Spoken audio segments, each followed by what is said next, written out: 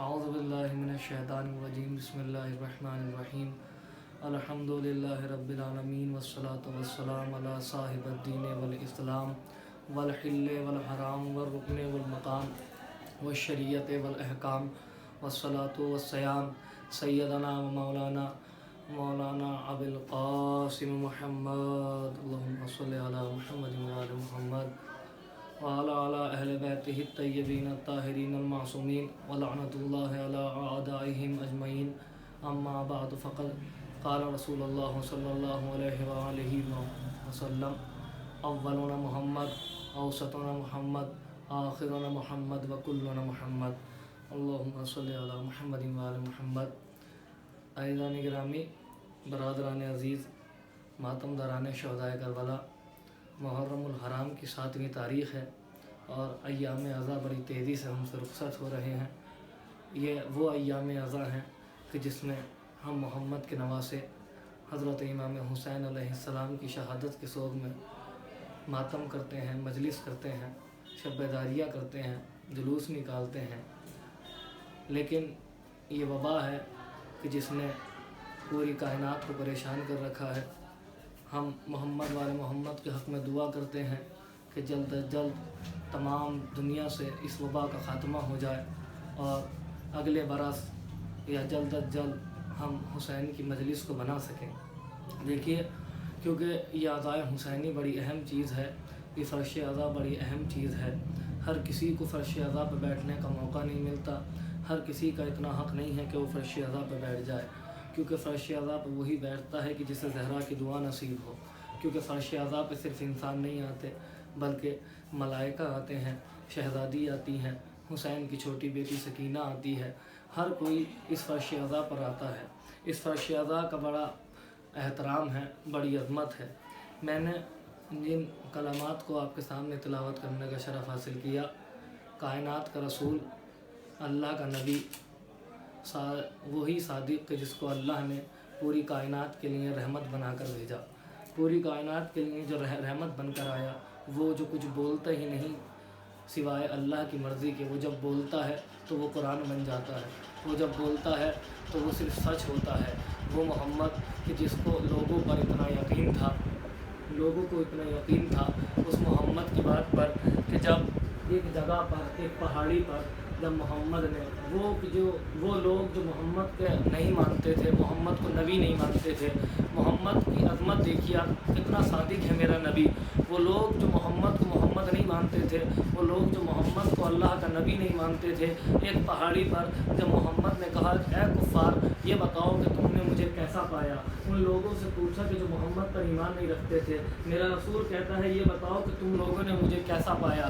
سب نے یہ ایک ساتھ کہا محمد ہم نے آپ سے بڑا سچا کوئی نہیں دیکھا، آپ صادق ہیں، آپ امانت دار ہیں.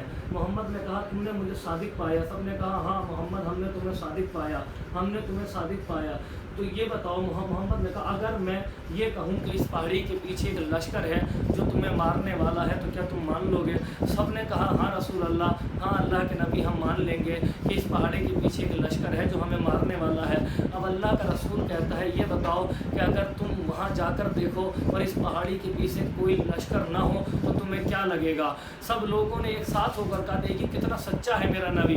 سب لوگوں نے ایک ساتھ ہو کر کہا یا رسول اللہ اگر آپ نے کہا ہے اس پہاڑی کے پیچھے ایک لشکر ہے جو ہمیں مار دے گا اور ہم جا کر دیکھیں اور وہاں پر کوئی لشکر نہ ہو تو ہم یہ سمجھیں گے کہ ہم اندھے ہو چکے ہیں. لیکن آپ جھوٹ نہیں بول سکتے، آپ جھوٹ نہیں بول سکتے. یہ صداقت کا عالم ہے میرے رسول کی، اتنا صادق ہے. وہی رسول فرما رہا ہے اولنا محمد اوسطنا محمد آخرنا محمد وکلنا محمد. ہمارے گھر کا پہلا بھی محمد ہے، ہمارے گھر کا آخری بھی محمد ہے، ہم سب کے سب محمد ہے. جو درمیانی ہے وہ بھی محمد ہے، سب کے سب محمد ہے. کیا مطلب ہے؟ اللہ کا رسول بتانا چاہ رہا ہے کہ دیکھو جو چھوٹا محمد کہے گا وہی درمیانی محمد کہے گا، جو درمیانی محمد کہے گا وہی آخری محمد کہے گا. ہم سب کے سب محمد ہیں، ہم سچ بولتے ہیں تو ایک ساتھ بولتے ہیں، جو پہلا بولتا ہے وہی دوسرا بولتا ہے، جو دوسرا بولتا ہے وہی تیسرا بولتا ہے، جو پہلا بولتا ہے وہی آخری بولتا ہے۔ ہم میں کسی شک کی گنجائش نہیں ہے، جو پہلے نے کہا ہے وہی آخری کہے گا۔ تو اولنا محمد، ہم سب کے سب محمد ہیں، ہم سب کے سب محمد ہیں۔ پہلے محمد ہے محمد مصطفیٰ، دوسرے محمد ہیں علی مرتضیٰ، تیسرے محمد ہے حسن مجتبیٰ۔ دیکھیے آج 7ویں تاریخ کیونکہ جناب قاسم سے منسوب ہے تو لہٰذا کچھ جملے جو ہے وہ جناب امام حسن علیہ السلام کے سنانا چاہتا ہوں کہ جو آخری امام حسن مجتبیٰ وہ محمد جو ہم شکل نبی ہیں، جن کو نبی جیسا کہا جا سکتا ہے، نبی جیسے ہیں حضرت امام حسن مجتبیٰ۔ اور امام حسن مجتبیٰ کے کیا کہنے ہیں کہ امام حسن مجتبیٰ، آپ نے امام حسین کی عظمت کو سنا ہوگا، لیکن امام حسن وہ ہیں، اگر حسین فاطمہ کی گود میں کھیلے ہیں تو فاطمہ کی گود میں حسین سے پہلے کھیلنے والا حسن، امامت پر حسین سے پہلے آنے والا حسن، رسول کی گود میں حسین سے پہلے آنے والا حسن، علی کی انگلی پکڑنے والا حسین سے پہلے حسن۔ تو یہ امام حسن کی طاقت ہے، یہ امام حسن کی عظمت ہے کہ امام حسن کے لیے لوگ کہتے ہیں کہ امام حسن نے جنگ نہیں کی، امام حسن نے جنگ نہیں کی، امام حسن نے صلح کی۔ تو ایک عالم نے بہت اچھی بات کہی، دیکھیے جنگ امام حسن بھی کر سکتے تھے، جنگ امام حسن بھی کر سکتے تھے اور صلح امام حسین بھی کر سکتے تھے، لیکن وہ وقت نہیں تھا، وہ وقت ایسا نہیں تھا امام حسن کے پاس کہ جب امام حسن جنگ کر لیتے۔ ایسا نہیں تھا کہ امام حسن بہادر نہیں تھے، اگر امام حسن کربلا کے میدان میں ہوتے تو امام حسن بھی جنگ کرتے، اور اگر امام حسین امام حسن کی جگہ ہوتے تو امام حسین بھی صلح کرتے۔ یہ وقت کی نزاکت تھی کہ جب امام حسن کو صلح کرنی پڑی، ورنہ امام حسن کی بہادری کا جواب نہیں ہے۔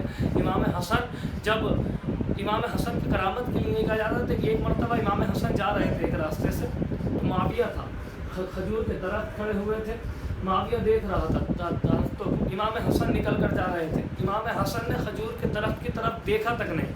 معاویہ نے کہا اے حسن، اے اللہ کے نبی کے نواسے، تم امام ہونے کا دعویٰ کرتے ہو، تمہارے پاس علم غیب ہے؟ امام حسن رک گئے، کہا ہاں علم غیب ہے۔ ایک مطلب معاویہ کہتا حسن یہ بتاؤ کہ یہ جو تمہارے پیچھے کھجور کا درخت ہے اس پر کتنے کھجور ہیں، اس پر کتنے کھجور ہیں؟ اب تاریخ میں یہ اختلاف ہے کہ سب الگ الگ کہتے ہیں، بہت سے کہتے ہیں کہ 440 کا ہے، 444 کا ہے، الگ الگ اختلاف ہیں، لیکن امام حسن نے جو سب سے مشہور روایت ہے وہ ہے 440 کی۔ امام حسن نے کہا اس درخت پر 440 کھجور ہیں، دیکھا نہیں ہے امام حسن نے، کہا 440 کھجور ہیں۔ معاویہ نے کہا اس سے کم نہیں ہوں گے، کہا 440 کہے ہیں تو 440 ہی رہیں گے۔ امام حسن رک گئے، معاویہ نے حکم دیا کہ کھجور توڑے جائیں، کھجور توڑے گئے۔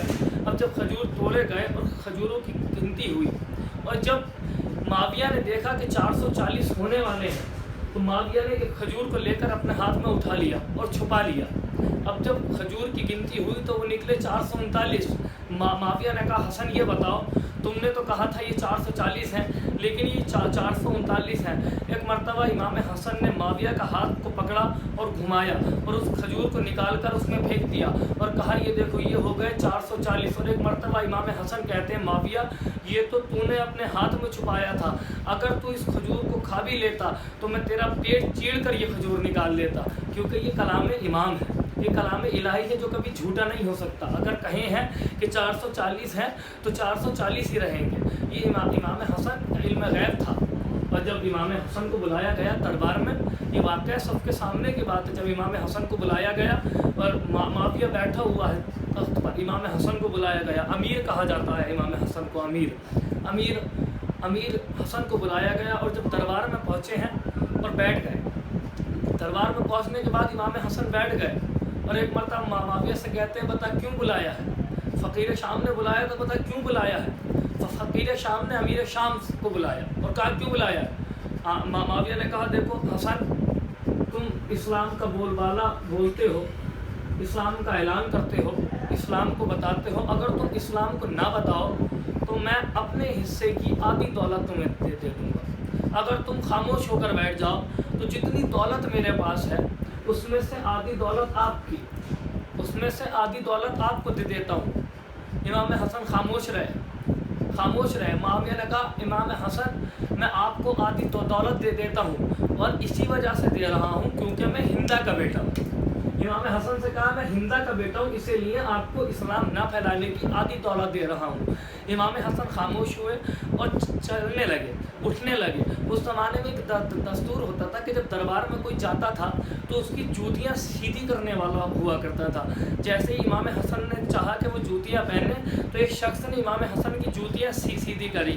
امام حسن نے اس کی صورت کو دیکھا اور دیکھنے کے بعد کہا جو آدھی دولت معاویہ نے مجھے دی ہے وہ میں نے تجھے دی، میں نے تجھے دی۔ ایک جوتیاں سیدھی کرنے والے کو دی، ایک جوتی سیدھی کرنے والوں کو امام حسن نے آدھی دولت دے دی۔ ایک مرتبہ معاویہ نے یہ دیکھا، کہا آپ کیا کر رہے ہیں، میں نے آپ کو اپنی آدھی دولت دی ہے اور آپ نے ایک جوتیوں والوں کو دے دی۔ امام حسن نے کہا دیکھ تو ہندا کا بیٹا ہے تو نے مجھے آدھی دولت دی تھی، اور میں فاطمہ کا بیٹا ہوں تو میں جوتیاں سیدھی کرنے والوں کو آدھی دولت دے رہا ہوں کیونکہ میں فاطمہ کا بیٹا ہوں۔ اب امام حسن معاویہ سے مخاطب ہے، اور ایک مرتبہ نہیں کئی مرتبہ معاویہ نے امام حسن کو اپنے دربار میں بلایا ہے۔ اب فاطمہ کا لاڈلا ادھر کھڑا ہوا ہے، فقیر شام دربار پہ بیٹھا ہوا ہے اپنے تخت پر۔ ایک مرتبہ امام حسن نے کہا یہ بتا اگر تو سچا خلیفہ ہے، اگر یہ تیرا حق ہے تخت، تو یہ بتا میں سب کے سامنے اعلان کر رہا ہوں، پورا دربار بھرا ہوا ہے، سب بیٹھے ہوئے ہیں،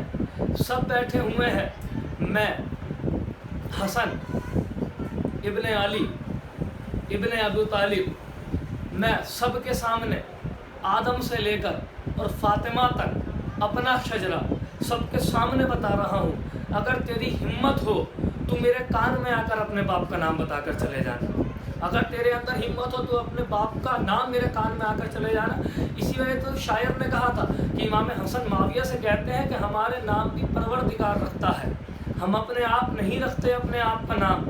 میں اپنا شجرہ بتاؤں تجھے علل اعلان، تو میرے کان میں بتلا دے اپنے باپ کا نام۔ تو امام حسن نے معاویہ سے کہا ہے، اور امام حسن کی سخاوت، یہ امام حسن کی شجاعت تھی، وہ علم غیب تھا، وہ علم تھا۔ اور اب امام حسن کا علم آپ دیکھنا چاہتے ہیں، جب رسول ایک مرتبہ عبادت کر رہے تھے تو ایک سوالی آیا، کچھ سوال پوچھنا چاہتا تھا امام حسن سے، کچھ سوال پوچھنا چاہتا تھا رسول سے۔ رسول عبادت کر رہے تھے، امام حسن آ گیا ہے، چھوٹے ہیں امام حسن اور امام حسین، چھوٹے ہیں۔ امام حسن کے پاس آیا، کہا تم مجھے بتاؤ گے، تمہارا تو سن بھی نہیں ہے۔ امام حسن نے کہا ہم اہل بیت میں سن نہیں دیکھا جاتا، تو سوال پوچھ، تجھے سوال کیا پوچھنے ہیں۔ یہ علم تھا کہ جو سوال رسول سے پوچھنے آیا تھا اس سوال کے جواب امام حسن علیہ السلام نے دیے، امام حسین علیہ السلام نے دیے۔ اور امام حسن اس امام کا نام ہے کہ جس کی امامت میں حسین رہے ہیں، جس کی امامت میں امام حسین رہے، اس امام کا نام ہے امام حسن۔ اور سخاوت اور ان سب کو لے کر امام حسن کا کوئی جواب نہیں تھا۔ امام حسن کا علم ہوتا، امام حسن کی سخاوت ہوتی۔ مدینہ کے اندر اگر کوئی تندور، اگر کوئی دسترخوان جو 24 گھنٹے چلتا تھا، جہاں ہر وقت کھانا چلتا تھا، تو وہ امام حسن کا دسترخوان تھا، کہ جہاں پر کوئی اپنا پرایا نہیں دیکھا جاتا تھا۔ وہی تو مسئلہ تھا کہ ایک شخص آیا جو گالیاں دے رہا تھا امام حسن علیہ السلام کو، اور امام حسن علیہ السلام نے پلٹ کر کیا کہا، جب وہ گستاخی کر رہا تھا امام کی شان میں، امام نے پلٹ کر کچھ نہیں کہا، بس اتنا کہا اگر بھوکا ہے تو کھانا کھا لے، اگر بھوک لگی ہے تو کھانا کھا لے، اگر پیاس لگی ہے تو پانی دے دوں، اگر کہیں پیسے نہیں ہیں تو میں تجھے پیسے دے دیتا ہوں، کچھ مجبور ہے تو۔ اس شخص نے یہ سخاوت دیکھی اور چپ ہو گیا اور کہا امام مجھے بھوک لگی ہے۔ امام اپنے ساتھ لے کر آئے، وہی شخص جو گستاخی کر رہا تھا اپنے ساتھ دسترخوان پر بٹھایا اور کھانا شروع کیا۔ اب وہ شرما کر کھا رہا ہے۔ امام نے کہا کیا بات ہے؟ اس نے کہا امام میں وہی ہوں جو ابھی آپ کی شان میں گستاخی کر رہا تھا اور آپ مجھے کھانا کھلا رہے ہیں۔ امام نے کہا وہ تیری پہچان تھی، وہ تیرا معیار تھا کہ تو مجھے گالیاں دے رہا تھا، لیکن یہ میرا معیار ہے، ہم اہل بیت ہیں، ہم کبھی پلٹ کر کچھ نہیں کہتے۔ اس نے کہا امام مجھے کلمہ پڑھا دی۔ تو یہ امام حسن کا علم تھا، یہ امام حسن کی سخاوت تھی۔ وہ تندور جو 24 گھنٹے رہتا تھا، ہزاروں لوگ امام حسن علیہ السلام کے یہاں کھانا کھانے آتے تھے۔ جس کا باپ سوکھی روٹی کھاتا تھا اس کا بیٹا پورے مدینے کو کھانا کھلاتا تھا، جس کے گھر میں فاقے ہوتے تھے وہ پورے مدینے کو کھانا کھلاتا تھا۔ یہ امام حسن علیہ السلام کا تھا، اور امام حسن علیہ السلام اور امام حسین علیہ السلام فاطمہ کے 2 بیٹے تھے. میں اب تو مسائل پر آنا مجھے جناب قاسم کے مسائل پڑھنے. فاطمہ کے 2 بیٹے تھے, ایک امام حسن تھے اور ایک امام حسین تھے. امام حسین کو غریب کہا جاتا ہے اور امام حسن کو امیر کہا جاتا ہے. فاطمہ کے 2 بیٹے تھے, ایک فاطمہ کا امیر بیٹا, ایک فاطمہ کا غریب بیٹا. امیری اور غریبی میں بہت بڑا فرق ہوتا ہے. ایک فاطمہ کا امیر بیٹا تھا, ایک فاطمہ کا غریب بیٹا تھا. بہت بڑا فرق ہے امیری اور غریبی میں. کیا فرق ہے امیری اور غریبی میں؟ جو زہر کھا کر اپنے بستر پر لیٹا رہے وہ فاطمہ کا امیر بیٹا ہے, اور جو مرنے کے بعد بے گور و کفن پڑا رہے وہ فاطمہ کا غریب بیٹا ہے. جس کو 2 کفن دیے جائیں وہ فاطمہ کا امیر بیٹا ہے, جس کو ایک بھی کفن نہ دیا جائے وہ فاطمہ کا غریب بیٹا ہے. جس کے وقت رخصت جس کے پاس امام حسین ہو, جناب زینب ہو جو دم توڑ رہا ہو, اور جناب ایک بہن بیٹھی ہو, ایک بھائی بیٹھا ہو, عباس پاس ہو, وہ فاطمہ کا امیر بیٹا ہے. اور جس کے گلے پہ خنجر چل رہا ہو اور جو اماں کو بلا رہا ہو وہ فاطمہ کا غریب بیٹا ہے. اور ایک آخری فرق سنیے گا کیا ہے, جس کے یتیم کو مرنے کے بعد کبھی عباس گود میں اٹھائیں کبھی حسین گود میں اٹھائیں وہ فاطمہ کا امیر بیٹا ہے. اور جس کی یتیمہ کو مرنے کے بعد کبھی شمر تماچے مارے کبھی خولی تماچے مارے وہ فاطمہ کا غریب بیٹا ہے. امام حسن کا یتیم ہے قاسم, حسین کا دلارا ہے قاسم. کیا کہا تھا امام حسن نے؟ وقت رخصت جب امام جانے لگے تو ایک مرتبہ قاسم کو اپنے پاس بلایا اور حسین کو اپنے پاس بلایا, کیونکہ جانتے ہیں کہ کیا ہونے والا ہے. حسین کو اپنے پاس بلایا, کہا بھائی حسین یہ میرا بیٹا قاسم ہے, اگر کبھی بھی ضرورت پڑے تو میری طرف سے میرے قاسم کو اپنے اوپر قربان کر لینا. یہ کہہ کر کہا حسین میں قاسم سے کچھ بات کرنا چاہتا ہوں. قاسم کو بلایا, اپنے پاس بٹھایا, اور بٹھانے کے بعد کہتے ہیں قاسم میں جا رہا ہوں لیکن تمہارا حق ہے کہ تم حسین کا دھیان رکھنا, میرے بھائی کا دھیان رکھنا, کبھی بھی ضرورت پڑے تو اپنی جان قربان کر دینا. اور ایک تعویذ دیا قاسم کو, ایک تعویذ دیا قاسم کو کہ قاسم لو یہ باندھ لو, اور کبھی بھی اگر ضرورت پڑے کبھی بھی اگر ضرورت پڑی. دیکھیے امام حسین نے امام حسن نے یہ نہیں کہا کہ کربلا کے میدان میں کھولنا, کبھی بھی اگر کوئی مشکل ہو تو یہ تعویذ کھول لینا, یہ تعویذ کھول لینا. یہ یتیم ہونے جا رہے ہیں جناب قاسم, کبھی بھی مشکل ہو تو یہ تعویذ کھول لینا. ایک یتیم پہ کتنے وقت آتے ہیں مشکل, کتنے وقت آتے ہیں, لیکن قاسم نے کبھی تعویذ نہیں کھولا. کیوں نہیں کھولا؟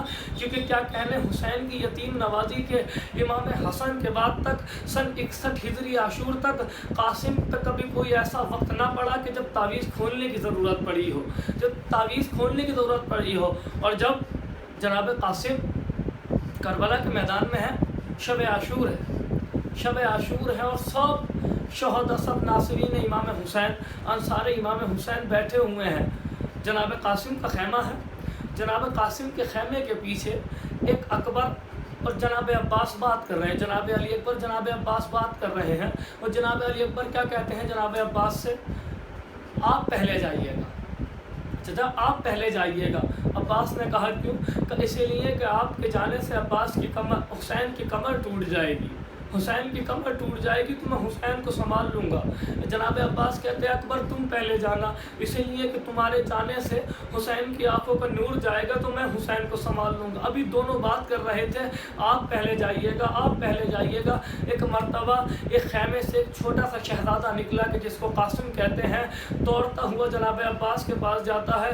ایک ہاتھ میں جناب علی اکبر کا ہاتھ ہے, ایک میں جناب عباس کا ہاتھ ہے, اور کہتا ہے نہ آپ پہلے جائیے گا نہ آپ پہلے جائیے گا, اس لیے کہ چچا آپ کے جانے سے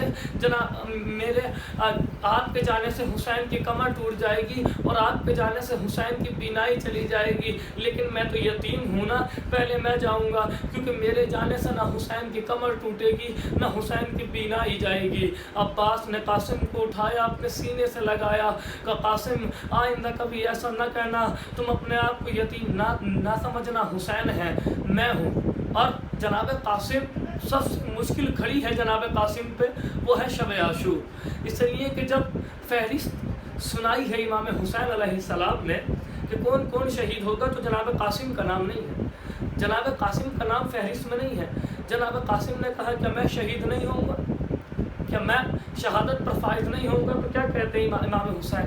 قاسم حد تو یہ ہے کہ جناب علی اصغر بھی شہید ہو جائے گا، میرا بیٹا اصغر بھی نہیں بچے گا۔ تو قاسم کیا کہتے ہیں؟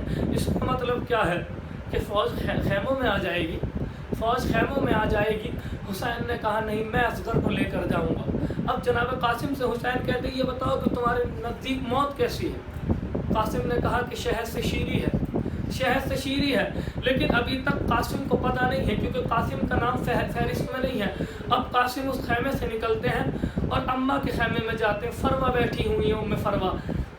جیسے ہی جناب قاسم جاتے ہیں، سلام کرتے ہیں، فروا کہتی ہے قاسم تمہیں میرا واسطہ ہے، تمہیں اپنی ماں کا واسطہ ہے۔ قاسم لوگ مجھے تانے دیتے ہیں کہ تیرے باپ سے لڑنا نہیں آتا تھا، حسن سے لڑنا نہیں آتا تھا، کیونکہ حسن نے جنگ نہیں کی تھی، حسن نے صلح کی تھی۔ قاسم تم میدان میں جا کر ایسا لڑنا کہ یہ لوگ مجھے تانے نہ دیں، اپنے باپ کا نام بتا دینا کہ حسن کیسے لڑتا تھا۔ قاسم باہر آتے ہیں، پھر حسین کے پاس جاتے ہیں، کیا میرا نام فہرست میں نہیں ہے؟ کیا میرا نام فہرست میں نہیں ہے؟ پوری رات بے چین رہا ہے حسن کا یتیم قاسم۔ اور جب صبح عاشورہ نمودار ہوئی ہے تو سب سے زیادہ اجازت مانگنے گئے ہیں جناب قاسم۔ ہر شہید کے بعد جناب قاسم جاتے تھے، کیا میں چلا جاؤں، کیا میں چلا جاؤں؟ حسین انکار کرتے تھے، پھر فروا کے پاس آتے تھے۔ ادھر سے فروا کہتی تھی قاسم تم اب تک لڑنے نہیں گئے، تم اب تک لڑنے نہیں گئے۔ اور وہ وقت آ گیا کہ جب قاسم لڑنے جا رہے ہیں، جب قاسم میدان میں جا رہے ہیں، جب قاسم میدان میں جا رہے ہیں، قاسم نے زرہ نہیں پہنی ہے۔ اکلوتا شہید ہے کربلا کا، اکیلا شہید ہے کہ جس نے زرہ نہیں پہنی ہے۔ زرہ کا کام کیا ہوتا ہے کہ جب کوئی تیر آتا ہے تو وہ زرہ روکتی ہے، وہ لوہا جو ہوتا ہے وہ تیر کو روک لیتا ہے، لیکن قاسم نے زرہ نہیں پہنی۔ عباس نے قاسم کو سوار کیا اور حسین نے قاسم کے گریبان کو چاک کر دیا، کیونکہ یہ نشانی ہوتی ہے کہ یہ بچہ یتیم ہے، یہ بچہ یتیم ہے۔ قاسم بنا زرہ کے میدان میں جا رہے ہیں اور عباس دیکھ رہے ہیں۔ قاسم نے ایسی جنگ کی کہ فوجیں بھاگ گئیں، کوئی نزدیک نہ آیا، لیکن اکیلا قاسم تھا، کتنا لڑتا، 3 دن کا پیاسا قاسم کتنا لڑتا۔ اتنی جنگ کی قاسم نے کہ لشکروں کو بھگا دیا۔ اب قاسم کا تسمہ جو تھا، اب جب تیر آتے تھے نا، میں نے کہا تو زرہ نہیں پہنی تھی قاسم نے، جب لڑتے تھک گیا حسن کا یتیم قاسم، تو جب بھی کوئی تیر لگتا تھا تو حسین کو آواز نہیں دیتے تھے، جب کوئی تیر لگتا تھا تو حسن کو آواز نہیں دیتے تھے، جب بھی کوئی تیر لگتا تھا تیر کو نکالتے تھے اور ایک مرتبہ خیمے کی طرف کر کے کہتے تھے اماں کیا میں نے حق ادا کر دیا، اماں کیا میں نے حق ادا کر دیا، اماں کیا میں نے حق ادا کر دیا۔ جب قاسم نے فوجوں کو دور بھیج دیا، قاسم کا تسمہ جو تھا وہ رکابوں میں پھنس گیا، کھل گیا قاسم کا تسمہ۔ قاسم نے خیمے کے پیچھے جا کر وہی میدان میں ایک طرف جا کر فرات کے پاس جا کر قاسم چاہتے ہیں کہ میں اپنا تسمے کو باندھ لوں، اور جیسے ہی باندھنے کے لیے قاسم جھکے، ایک گرز آہنی سر پر لگا، قاسم کے ایک گرز آہنی سر پر لگا۔ اب قاسم سے سنبھلا نہ گیا اور آواز دیتے ہیں حسین میری مدد کو آئیے، حسین میری مدد کو آئیے۔ حسین کو بہت پیار تھا قاسم سے، حسین کے کانوں میں جب قاسم کی آواز پہنچی، ایک مرتبہ حسین اپنے تلوار کو لے کر خیمے سے چلے۔ اب قاسم کا تسمہ جو تھا وہ کھلا ہوا تھا، اور جیسے ہی قاسم زین سے زمین پر آئے ہیں تو قاسم کا تسمہ جو تھا وہ رکاب میں ہلک گیا، اٹک گیا۔ اب جہاں دوڑا گھوڑا جاتا تھا وہاں قاسم جاتے تھے، ادھر سے حسین آ رہے تھے۔ حسین کا خوف تھا کہ میمنہ کی فوج میسرہ میں آ گئی، میسرہ کی فوج میمنہ میں آ گئی، قاسم بیچ میں ہے، درمیان میں ہے قاسم، اور قاسم کا لاشا پامال ہو گیا۔ لوگ کہتے قاسم جب تک زین پر تھا قاسم تھا، لیکن جب خاک کربلا پر آیا تو تقسیم ہو گیا قاسم تقسیم ہو گیا۔ اب حسین آئے ہیں، حسین نے ساری فوجوں کو بھگا دیا۔ حسین اتر گئے، گھوڑے سے اترے ہیں، حسین آواز دیتے ہیں بیٹا میرے قاسم کہاں ہو، میرے بھائی کی نشانی کہاں ہو۔ قاسم کو آواز دیتے، روایت لکھتی ہے کہ 14 مرتبہ حسین نے آواز دی ہے قاسم کو کہ قاسم کہاں ہو۔ اور جب کربلا کے لیے حسین روانہ ہوئے تھے، ایک روایت سن لیجیے گا، جب کربلا کے لیے حسین روانہ ہوئے تھے تو ام سلمہ کو جب دکھا رہے تھے کہ دیکھو یہ میرا اکبر ہے، یہ میرا عباس ہے، ام سلمہ کو اپنی نانی کو دکھا رہے تھے تو تو ایک جگہ پر آ کر ام سلمہ کہتی ہیں حسین یہ بتاؤ کہ یہ کون سا لاشا ہے کہ آپ کبھی دائیں جاتے ہیں، آپ کبھی بائیں جاتے ہیں، کبھی آگے جاتے ہیں، کبھی پیچھے جاتے ہیں، لیکن کوئی مل نہیں رہا ہے۔ حسین کہتے ہیں اماں کربلا کے میدان میں تو وہ وقت آئے گا کہ جب میرے آگے بھی قاسم ہوگا، میرے پیچھے بھی قاسم ہوگا، میرے دائیں بھی قاسم ہوگا، میرے بائیں بھی قاسم ہوگا۔ 14 مرتبہ آواز دی ہے قاسم کو حسین نے، بیٹا قاسم کہاں ہو، بیٹا قاسم کہاں ہو، لیکن قاسم کی کوئی آواز نہیں آئی۔ ایک مرتبہ حسین نے کہا قاسم میں وقت کا امام بن کر آواز دے رہا ہوں، مجھے بتاؤ کہ تم کہاں ہو۔ حکم کا ملنا تھا کہ کچھ ٹکڑے دائیں سے اٹھے، کچھ ٹکڑے بائیں سے اٹھے، قاسم کے ٹکڑے زمین کربلا سے اٹھنے شروع ہو گئے۔ حسین نے ٹکڑوں کو دیکھا، ایک مرتبہ اپنی ابا کو پھیلایا، اپنی ابا کو پھیلا کر حسین نے ٹکڑوں کو رکھنا شروع کر دیا اور کہتے جا رہے ہیں ہائے میرے بھائی کی نشانی، ہائے میرا قاسم، ہائے میرا نوشا، ہائے میرا یتیم، ہائے میرا قاسم۔ ابا کو پھیلا لیا۔ اب ایک مرتبہ تاریخ لکھتی ہے کہ حسین نے جب ابا کے اندر قاسم کے ٹکڑوں کو رکھ لیا تو ابا کو اپنی سینے سے لگا کر لائے ہیں حسین، ابا کو اپنے سینے سے لگا کر حسین لائے ہیں، خیمے کی طرف آ رہے ہیں، خیمے کی طرف آ رہے ہیں۔ زینب دیکھ رہی ہے قاسم کا ماتم ہو رہا ہے۔ سیدہ نے کہا فروا تمہارے لال کا لاشا آ رہا ہے، تمہارے لال کا لاشا آ رہا ہے۔ میر انیس کہتے ہیں کہ جیسے ہی فروا نے سنا کہ لاشا آ رہا ہے دوڑتی ہوئی خیمے پر آ گئی، خیمے کے در پر آ گئی اور حسین کو آتے ہوئے دیکھا تو لوگ فضا کہہ رہی تھی کہ لاشا آ رہا ہے۔ میر انیس کہتے ہیں کہ فروا کیا کہتی ہے؟ فروا کہتی ہے کہ تاشے والوں کی صدا زیر قنات آتی ہے، ارے کیسا لاشا میرے قاسم کی برات آتی ہے، کیسا لاشا میرے قاسم کی برات آتی ہے۔ حسین کا سر جھکا ہوا ہے، ابا گود میں ہے۔ حسین نے فروا کے سامنے لا کر اس ابا کو رکھ دیا اور سر جھکا کر کھڑے ہو گئے۔ ایک مرتبہ فروا کہتی ہیں حسین اکبر کا حسین اور محمد کے جنازے لے آئے، حسین حبیب کا جنازہ لے آئے، میرے قاسم کا جنازہ کیوں نہیں لائے؟ ایک مرتبہ حسین نے ابا کے دامن کو ہٹایا۔ اب جب ابا کے دامن کو حسین نے اٹھایا تو فروا نے ابا کو دیکھا، حسین کے چہروں کو دیکھا۔ حسین کہتے ہیں فروا مجھے معاف کر دینا بابی، مجھے معاف کر دینا، جب میں پہنچا تو بہت دیر ہو گئی تھی، بہت تاخیر ہو گئی تھی۔ اب فرما نے ابا کو کھولا اور ٹکڑے دیکھنا شروع کیا، ایک ٹکڑا ادھر رکھتی ہیں، ایک ٹکڑا ادھر رکھتی ہے، آخری جملہ ایک ٹکڑا ادھر رکھتی ہے، ایک ٹکڑا ادھر رکھتی ہے۔ حسین پوچھتے ہیں بابی کیا کر رہی ہے، کیا دیکھ رہی ہے؟ فروا کہتی ہے حسین میں اپنے قاسم کا رخسار دیکھ رہی ہوں تاکہ میں قاسم کے رخسار پر پیار کر سکوں۔ میرا قاسم تقسیم ہو گیا، سیدانیوں میں قاسم کا ماتم ہوا، ہائے قاسم، ہائے قاسم، انا للہ